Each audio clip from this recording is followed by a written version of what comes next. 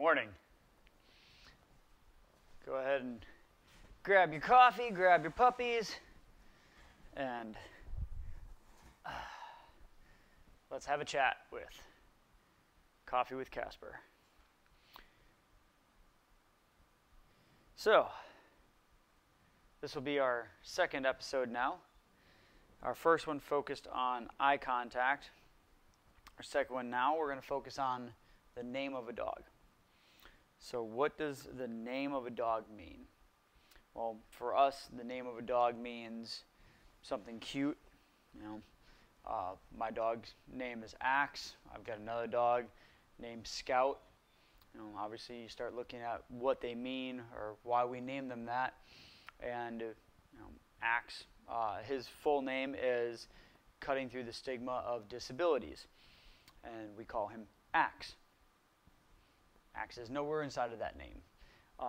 Scout is very just normal, cool name for a German Shepherd, right? Well, all these dogs have a kind of a purpose or a theme behind what they are. You have gunner because somebody was in the military, or you have captain or major or whatever else you want to name them because you've got a military town. Or probably my most common German Shepherd name that I've ever used, or not that I've used personally, but that we've worked with was Thor. If you've got a German Shepherd and you come into class, chances are the dog's name is Thor. Do not let that stop you from naming your German Shepherd Thor. All right, just a very, very common German Shepherd name. We've got Disney characters and Marvel characters and any other character that you want to name your dog after. But why do we name our dogs these specific names? We name our dogs names for a strong name, a cute name, a fun name. We let the kids name our dogs names. One of the things that we always do for our classes is we always go around, we have everybody introduce their dogs, and we say, what's your dog's name and what does it mean? And we go through and, we've had dogs named Dog. We've had, over the 60,000 dogs that I've trained up to this date, I've seen some pretty unique dog names, and right now, currently, I have 3 Oakleys in class, including my own backpack named Oakley. So, you start looking at different dogs, different purposes, different names. But that's not really what we're looking at for today. Is we're looking at more of a concept of what to do and how to teach it. So when we look at the idea behind a name, we looked at eye contact last time, and now we're going to shape that eye contact, and we're going to look at what the name means. The people that have had more than one dog, are veterans in the dog community. We look at the idea behind choosing a dog's name. 1 syllable, 2 syllables maximum. You never really get into a 3-syllable name. The more syllables, the harder it is to be able to command a dog. Those quick, nice, fast names to be able to get commands off. Commands of your name are going to be your precursors for all your commands. So I'm going to identify my dog's name, and then I'm going to tell him what I want him to do. So it's going to be, Axe, sit, Scout, down, something to that extent. So every single time that I give my dog a command, it's going to be, I want you to do this. And that's what the name is there for. It identifies the dog that I want to talk to. Now, one thing that a lot of people don't necessarily think about is I can group dogs as well. So it's not just an individual dog, but I can also group a group of dogs. To give you an example, like right now it doesn't really work because all the dogs in my house right now are males. But I've had 28 dogs in my house at one time. My parents are breeders, so my parents massively beat me on dog quantity at any given time pretty much. I'm down to 4 dogs right now, so I'm really, really small on numbers. Oh, by the way, my mug of the day is my labs. So let you guys see my dog training mug of the day. So when we start looking at grouping dogs, if I have one dog that I call and I say, I want this dog to come to me, and I call, let's say I have Axe and Scout together, and they're laying side by side, and I call Axe, and both dogs come. That is a training problem, all right, because I did not call Scout. So I only want the one dog that I call to come to me. Imagine if you have kids, okay? If I have Amy and I have Brad, and I say, Brad, come here. And all of a sudden, Amy comes to me, but Brad stays there. Is that a problem? Absolutely, that's a problem, because the one that I called didn't come. The one that I didn't want to come to me came to me. So we can see where in kids, we have severe problems with attentiveness, listening, and then also it comes down to even respect at that point, because the kid that I wanted to come to me isn't even paying attention to me.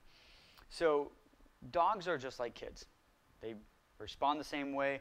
For the most part, they learn the same way as a 2-year-old would. So we kind of want to make sure that every single thing that we do works the same way as well. So if I tell my kids the same thing is, I want, Susie to come to me, but then I also want Billy to stay there, guess what? Now notice how I've told Billy to stay and Susie to come. So if I refer this back to my dogs, if I say, Scout, stay, Axe, come, now Scout hears to stay, and then Axe hears to come.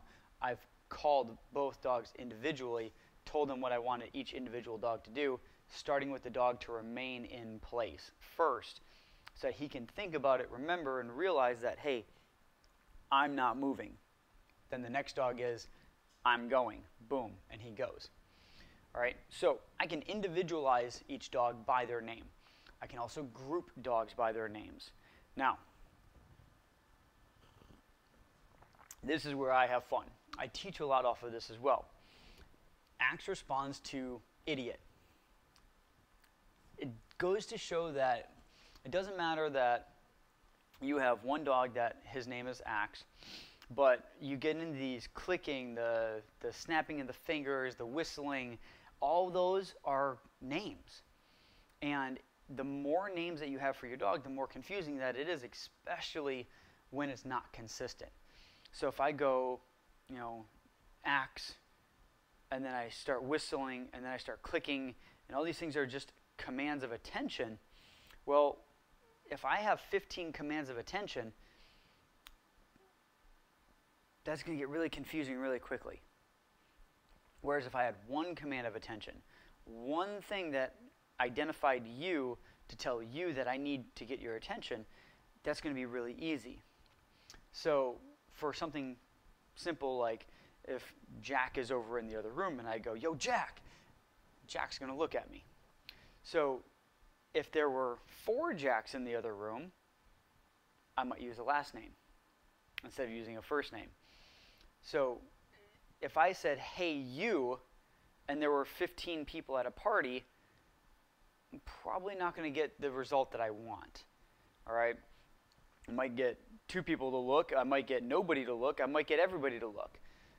So it's very confusing when all of a sudden you're like, you, hey, you. No, not you, the other one. Yeah, no, not, no, nah. At that point, it's just easier to walk on over there, tap the guy on the shoulder, and be like, hey, come on over here.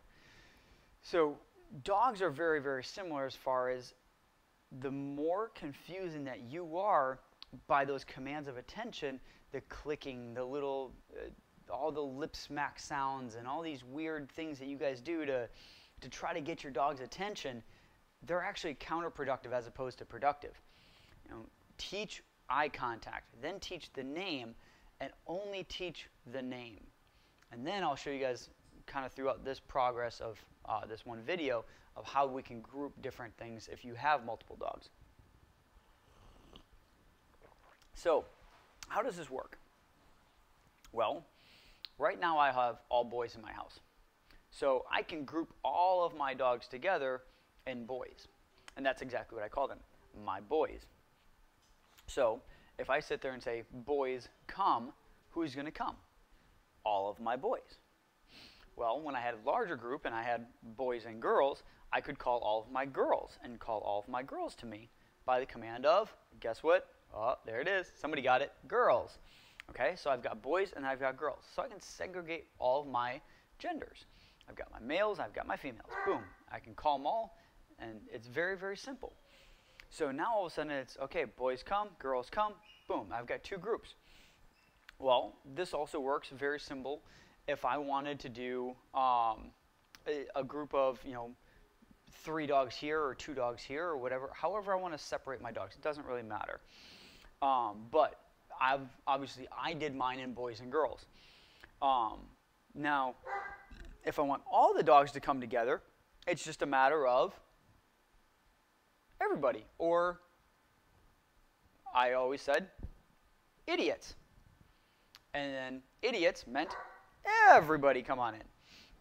So when you start looking at everybody come, that's another command. Okay? So now if I look at one dog, he may have numerous sets of commands of attention, right? So I have acts, I have boys, and then I have idiots.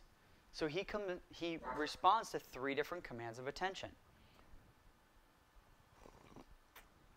So now he has to respond and he has to acknowledge 3 different names. So he responds to acts, he responds to boys, and then he responds to idiots, which is everybody. Okay? And do I believe that he's an idiot? Absolutely not. I don't believe that for a second, because he's extremely smart. He does amazing amounts of things. He does amazing things, period. In no way, shape, or form is this dog stupid. But I do use it as a teaching concept because we do shape different behaviors, and then because we shape behaviors, it's not the word that you use to teach a command. I can teach a command in gibberish. I can teach, I can use every one of my obedience commands in fruits and vegetables. It doesn't matter the words you use. It does matter what you pair them with as far as the action goes. And that's really where it comes down to. And when we start talking about names, we start talking about commands of attention. For kids, what we teach is instead of the dog's name followed by good boy, we teach please and thank you. So there's a lot of differences that we can teach with kids when we start teaching kids how to train dogs, as opposed to adults how to train dogs. So we start kind of rolling through with a lot of this, and we've got the dog's name, what it means, and then what we start shaping it into. We've already talked eye contact. Once we've got the eye contact going, now we can take the name into effect as well.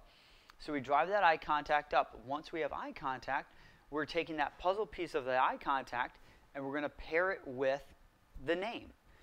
So now it allows us to take those 2 pieces together, take 2 puzzle pieces, put them together, and make another portion of a picture.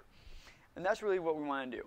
We don't want to take all these puzzle pieces of all the obedience, of everything that we want to be able to do with this dog, and just dump them on the dog all at once. It doesn't work like that. But if we train in little bits and pieces throughout the entire day, or a 2 or 3 minute segment, twice a day, you're going to get so much farther with your dog so much faster. And then it allows your dog to de-stress as well. So we want to do little bits and pieces, not a tremendous amount. But the name itself, that command of attention, can be done in so many different ways. Just realize that the dog's name is going to transition to mean pay attention to me, which eventually for us means to look at me with that eye contact. The name itself doesn't matter. It doesn't mean anything to the dog. It doesn't matter if you call your dog, Thor, Oakley, Jack, Jill, doesn't matter at all, okay? The name you choose for your dog is just a command of attention. That's all it is, okay? You can change a dog's name in less than a week. So when we start looking at different commands of attention, how long does it take? It takes about 3 to 4 days to teach a command of attention. Now, if I'm going to train 4 commands of attention for 4 different groups, you're looking about 3 to 4 days per, but then you also have to test them as well along the way. So if I wanted to do 4 commands of attention, it's probably going to take me about a month to teach all 4 groups. And then again, I have to test those along the way. So it's a lot harder than it seems to teach a dog all these different groups. Not necessarily to teach them their name, because I can reteach a dog its name. A rescue dog, I can teach them their name like that. I can teach them their name in 48 hours. But to proof it is totally different. For me to be able to proof a dog's name and make sure that they look at me every single time I say their name, totally different scenario. It's not going to be 24 hours, 48 hours for me to teach a dog that every time I say your name, you got to look at me, especially under distraction. And we train in an environment like this when you guys are at home, aren't you? You're not going out to the park and training at the park under distraction and making sure that every time that you say your dog's name, they're looking at the butterflies and then driving their attention back to you. So when you guys are training, make sure you're training under that distraction so that it is something to the point where when you do say their name, they have to turn and look back up at you. The more you guys can train under distraction as opposed to a sanitary environment like what's behind me right now, the more that you're actually going to get real-world environment reactions.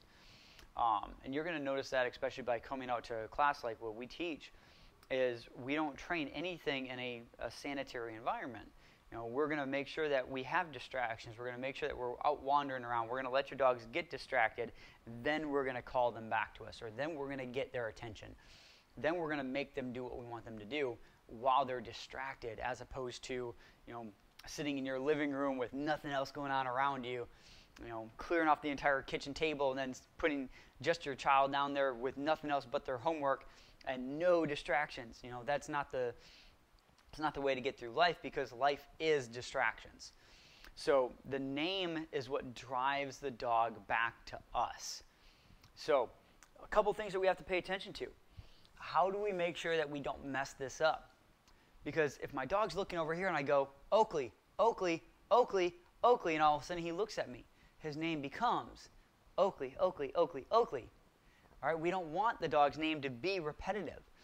So if I turn around and my dog becomes, Axe, Axe, Axe, how do I have to break that? Well, I have to restart from the beginning. I have to literally start from day one, and I have to start training all over again. So we really want to make sure that we don't start it in the beginning. And if we do start it, and it does happen, and you notice it, and you catch yourself doing it, then it's a matter of, okay, well, I've caught it. Now I know how to fix it. But the best preventative here is to stop it before it starts. If you can stop it before it starts, it's 10 times easier than having to go back and fix something. So what we want to do is we want to make sure that as we say their name, they're already looking up at us, just like that eye contact before. We're just going to pair the name with the eye contact. So that's the easiest way to do it. But we want to make sure that we're not saying the name repetitively. Okay? Every time that you say their name more than one time, their name becomes name, name, name. Thor, Thor, Thor, good boy, and then all of a sudden his name is Thor, Thor, Thor. We had a dog named Cooper. Exact same scenario. It was Cooper, sit, sit, sit. Boom, he would sit on the 3rd time every single time perfectly. But he wouldn't sit on 2 sits. He wouldn't sit on 4 sits. He would sit on the 3rd sit every single time. So it's things like that that you want to watch out for. And as soon as you realize that it's happening, you've got to take that step back and go, oh, dang it. Wait, okay, I know how to fix this. I've got to restart from the beginning. Okay? So it takes a little bit of time. You can't get frustrated with it, and just reset, okay? There's nothing wrong with resetting, ever. It doesn't matter how far in training you are. Coming back to the very beginning is the best thing you can possibly do, because if you stop and you reset from the beginning, you're going back to the nice, slow, methodical, perfect, conditioned response. And as soon as you go back to conditioned response, you're consistent.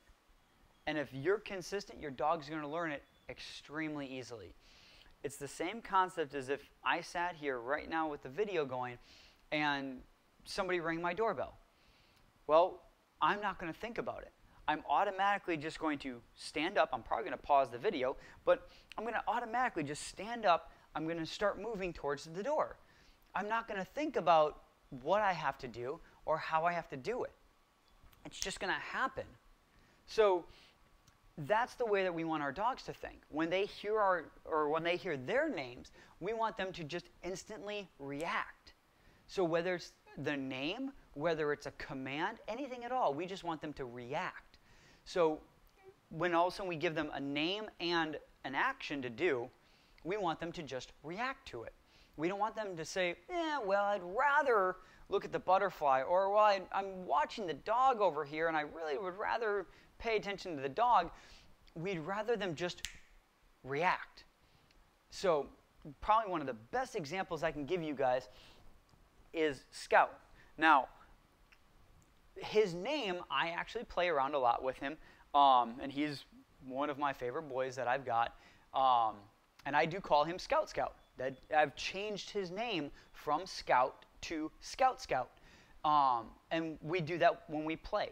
So it kind of tailors from the obedience side to the play side. So when we start playing, his name becomes Scout Scout. And it changes his entire personality. It changes him from focused and methodical, and when he starts moving, he's much more position-based. And then all of a sudden I go, Scout Scout.